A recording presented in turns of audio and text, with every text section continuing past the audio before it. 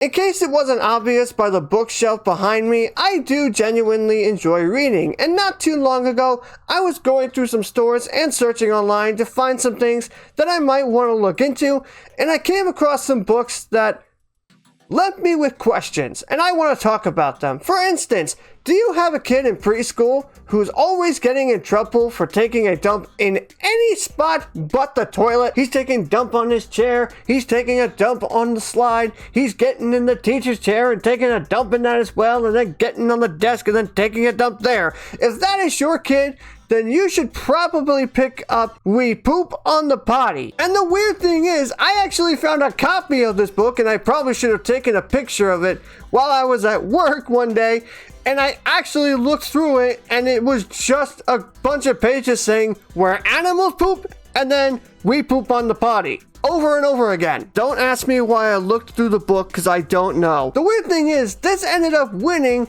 what's known as the Mom's Choice Award. For those of you who don't know, the Mom's Choice Award is an organization that evaluates products and services targeted towards children, families, and educators to make sure they're actually appropriate and make sure that they can actually help families and children grow emotionally, physically, spiritually, morally, basically just help them become better people. And this was one of the books that they chose for this award. I looked at some of the other stuff that they had, and they have so many other books that, at least on the surface, seem like a better candidate for this award, such as What Wonders Do You See When You Dream? A Wonderful Day, A Drop of Kindness. But no, we give the award to We Poop on the Potty, as well as another one, and this one I literally just found, that is, I don't even know how to describe this. I Hope It's a Puppy. A book seemingly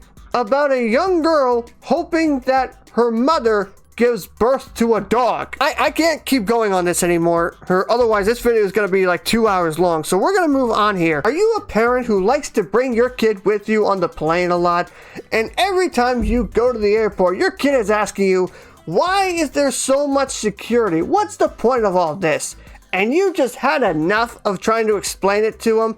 Then you need to have your kids start reading My First Cavity Search. I don't even know where to start with this, so I guess we'll start with, what's with this tagline? Helping your child understand why he may pose a threat to national security? The people who would read this are like 6 to 10 years old. What threat are they gonna pose? Second thing, and most concerningly, why are these two adults seemingly excited? Are these two excited to be fingering this kid? Maybe this book got released as like a trap. You know what I mean?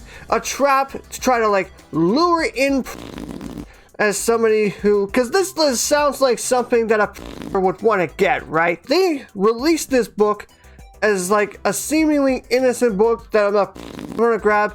They would grab it, and then they used their purchase to track them down and arrest them. I actually had one more book I wanted to talk about, but I'm actually afraid to go any further into the kid stuff because of what might happen if I go any further, so we're gonna move on to the next set. Are you a stupid boat driver who for the life of you cannot prevent your boat from getting run over and you're constantly having to replace it? I'm starting to sound like an infomercial. If you're sick of having to buy a new boat every few months, then you need to grab Captain John W. Trimmer's How to Avoid Huge Ships, who for some reason felt the need to include a disclaimer on the bottom saying, not a course in the rules of the road. No crap, it's a book on boat travel. Also, how often are people getting their boats hit by ships for this guy to be like, I gotta get this book finished, people are getting hit? Apparently enough people that they either sold enough copies or that there are enough people who are so stupid that they couldn't understand the first one, and so they had to make a second edition. I don't know which route was taken that ended up going to that result, but regardless, we got a second edition on how to avoid huge ships. Are you someone who is the crafty type and likes to make their own things? Kind of like the people who will make their own stuff and bring it out to local markets to show off their creations to sell to the world.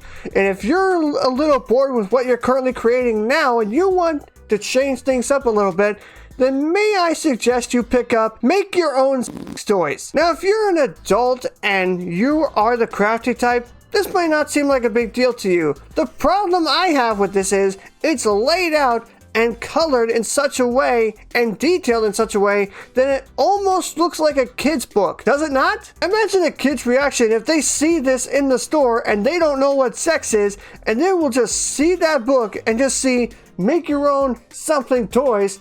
They'll just see it as, oh, a book about making toys. Mommy, can we buy this? Lesson for the video to any parents who are watching this who have kids, when the time is right, teach them about sex. Images you should not masturbate to, with an old naked man swinging an axe for no reason. Full transparency, I didn't actually plan on including this in the video, because when I first saw this, I thought it was just photoshopped.